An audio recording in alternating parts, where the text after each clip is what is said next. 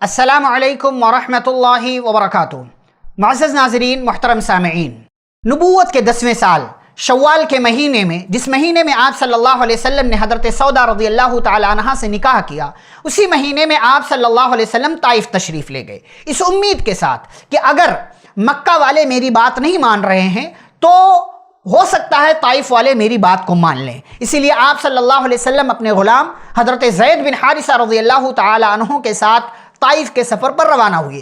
طائف یہ مکہ سے تقریباً 60 میل یعنی 90 سے 95 کلومیٹر دوری پر ایک علاقہ ہے۔ آپ صلی اللہ علیہ وسلم وہاں پہنچے، جس قبیلے کے پاس سے گزرتے اس کو اسلام کی دعوت دیتے، لیکن کسی نے بھی آپ کی دعوت کو قبول نہیں کیا۔ جب طائف پہنچے تو قبیلہ ثقیف کے 3 سردار بھائیوں سے آپ صلی اللہ علیہ وسلم نے ملاقات کی اور ان کے سامنے دین کی دعوت رکھی، توحید کی دعوت رکھی، لیکن ان میں سے کسی نے بھی آپ صلی اللہ علیہ وسلم کی بات کو قبول نہیں کیا، بلکہ ان لوگوں نے غلط رویہ اختیار کیا، الٹے جوابات دیے۔ آپ صلی اللہ علیہ وسلم ان کے رویے سے پریشان ہوئے، اسی لیے آپ نے ان سے درخواست کی کہ آپ لوگوں نے جو میرے ساتھ کیا ہے اس کو کسی اور کے سامنے ذکر مت کرنا اور یہ بات کسی اور کے سامنے بیان نہیں کرنا۔ آپ صلی اللہ علیہ وسلم ایک ایک سردار کے پاس گئے، لیکن کسی نے بھی آپ صلی اللہ علیہ وسلم کی بات کو قبول نہیں کیا۔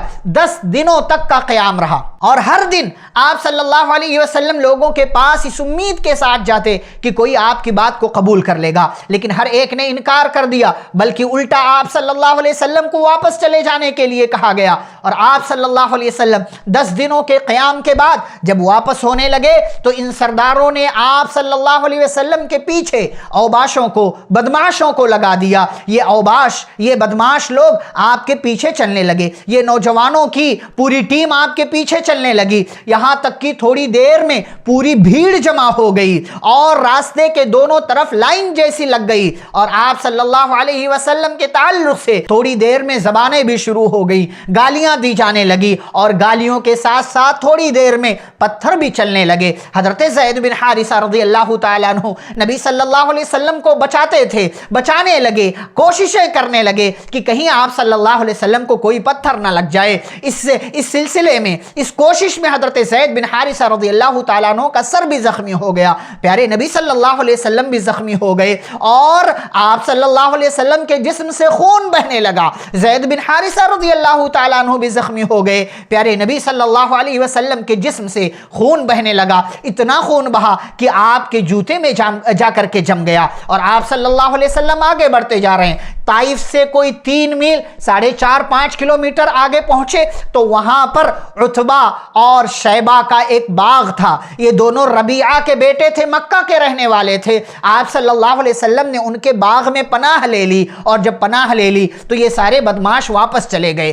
آپ صلی اللہ علیہ وسلم باغ میں پہنچے، اور آپ صلی اللہ علیہ وسلم نے انگور کے بیل کا سایہ لے لیا، بیٹھے، اور وہاں پر آپ نے وہ مشہور دعا کی جسے دعائے مستضعفین کہا جاتا ہے۔ اور جب آپ صلی اللہ علیہ وسلم نے اپنی پریشانیوں کا، اپنے حالات کا شکوہ اللہ سے کیا تو ادھر عتبہ اور شیبہ بھی باغ میں موجود تھے، ان کو رحم آیا، ان کو ترس آیا، قرابت داری یاد آئی، اسی لیے ان لوگوں نے باغ کی رکھوالی کرنے والے کو، جس کا نام عداس تھا، اسے انگوروں کا ایک گچھا دے کر آپ صلی اللہ علیہ وسلم کے پاس بھیجا۔ آپ صلی اللہ علیہ وسلم کے پاس وہ باغبان، وہ مالی، وہ عداس پہنچا، اور آپ صلی اللہ علیہ وسلم بسم اللہ کہہ کر انگور کھانے لگے تو اس نے کہا، آپ کون ہیں؟ آپ کون ہیں؟ آپ اس علاقے کے نہیں ہیں، یہ اس علاقے کے لوگ تو یہ بسم اللہ کہہ کر کے کوئی چیز نہیں کھاتے ہیں، آپ کہاں کے ہیں؟ آپ صلی اللہ علیہ وسلم نے بتایا۔ پھر آپ نے پوچھا، تم کون ہو؟ تو اس نے کہا، میں عیسائی ہوں،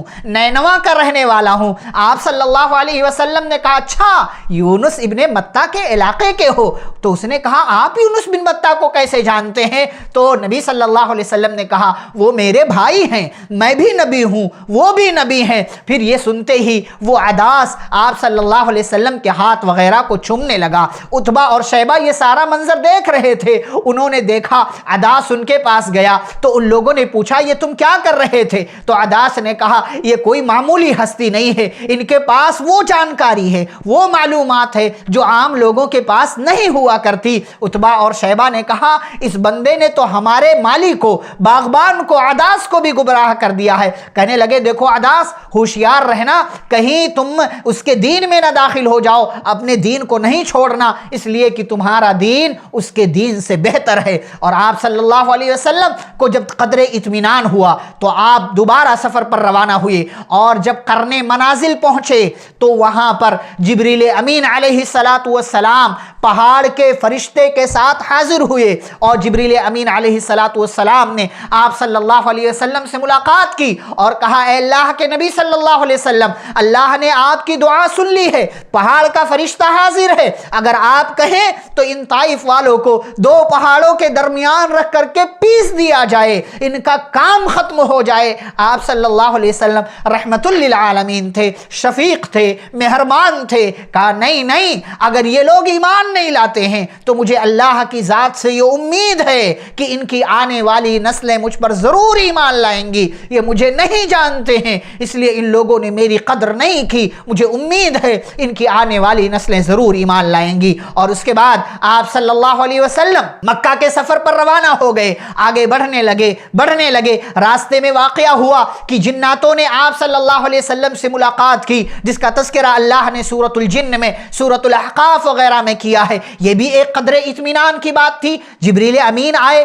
اطمینان ملا، باغ میں پناہ لی، اطمینان ملا، جناتوں نے آپ صلی اللہ علیہ وسلم کی بات سنی، اطمینان ملا۔ آپ صلی اللہ علیہ وسلم مکہ پہنچے، اور مکہ پہنچنے سے پہلے تشویش ہوئی۔ زید بن حارثہ رضی اللہ تعالیٰ عنہ نے کہا اللہ کے نبی آپ مکہ کیسے جائیں گے؟ ان لوگوں نے آپ کو نکال دیا ہے، آپ پر ظلم و ستم کر رہے ہیں، ابو طالب کا انتقال ہو چکا ہے، یہ لوگ آپ کو مارنے کے در پہ ہیں، آپ مکہ میں کیسے جائیں گے؟ چنانچہ آپ صلی اللہ علیہ وسلم نے اخنس بن شریق کو اور سہیل بن عمرو کو پناہ کے لیے درخواست بھیجی۔ اخنس بن شریق نے انکار کر دیا، سہیل بن عمرو نے انکار کر دیا۔ اس کے بعد مطعم بن عدی نے آپ صلی اللہ علیہ وسلم کو پناہ دی، اور اس مکہ کے ماحول میں اگر کوئی کسی کو پناہ دے دیتا تھا تو اس کی پناہ کا احترام کیا جاتا تھا، پھر اس بندے کو پریشان نہیں کیا جاتا تھا۔ مطعم بن عدی نے آپ صلی اللہ علیہ وسلم کو اپنی پناہ دی، اور اپنی پناہ میں لے کر کے وہ مکہ میں داخل ہوا۔ آپ صلی اللہ علیہ وسلم نے جا کر کے خانہ کعبہ میں نماز پڑھی، اور یہی وہ مطعم بن عدی کا احسان ہے جسے آپ صلی اللہ علیہ وسلم نے زندگی بھر یاد رکھا۔ جنگ بدر کے موقع سے جب چند قیدیوں کو چھڑانے کی بات آئی اور مطعم بن عدی کے بیٹے جبیر بن مطعم حاضر ہوئے، تو اللہ کے نبی صلی اللہ علیہ وسلم نے کہا تھا لو کان المطعم بن عدی حیا ثم کلمنی فی ہؤلاء النتنا۔ پیارے نبی صلی اللہ علیہ وسلم نے کہا کہ اگر مطعم بن عدی زندہ ہوتا اور آ کر کے مجھے ان بدبودار قیدیوں کے بارے میں مجھ سے بات کرتا تو میں اس کی خاطر ان لوگوں کو چھوڑ دیتا۔ آپ صلی اللہ علیہ وسلم کو اس قدر پریشان کیا گیا، ستایا گیا، تکلیف دی گئی، مارا گیا، خون بہ پڑا، اس کے باوجود آپ نے رحمتیں لٹائیں، آپ نے شفقتیں لٹائیں، آپ نے مہربانیاں لٹائیں۔ آپ صلی اللہ علیہ وسلم کو اسی لیے بھیجا گیا تھا، اور آپ کی دعا قبول ہوئی، آپ کی امید پوری ہوئی، اور آنے والی نسل طائف کے اندر جو موجود تھی انہوں نے اسلام قبول کیا، وہ لوگ دائرے اسلام کے اندر داخل ہوئے۔ اس کے بعد پیارے نبی صلی اللہ علیہ وسلم کی زندگی میں اور کس طریقے کے واقعات ہوئے، یہ انشاءاللہ ہم اگلی ملاقات میں آپ کے سامنے رکھیں گے۔ والسلام علیکم ورحمۃ اللہ وبرکاتہ۔